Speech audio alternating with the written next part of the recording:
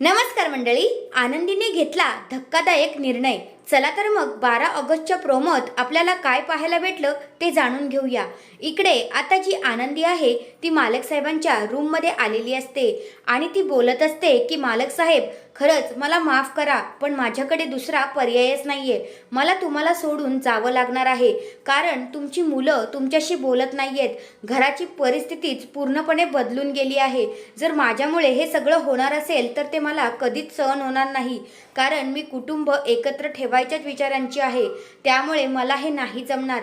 माफ करा मालक साहेब, असं बोलून आता ती मालक साहेबांच्या पाया पडते आणि तिथनं निघून जाण्याचा तिने निर्णय घेतलेला असतो. आता आनंदीने घराच्या बाहेर पाऊल ठेवलेलं असतं. ती रात्रीचीच घर सोडून जात असते. तेवढ्यातच आता दारात असलेली जी तुळशी माता आहे तिथे आनंदीचा पदर अडकतो आणि आनंदी आता इथे क्षणभर थांबते. तुम्हाला काय वाटतंय, आनंदी खरंच हे घर सोडून निघून जाईल का? तुमचं मत काय आहे ते कमेंट करून नक्कीच सांगा. धन्यवाद.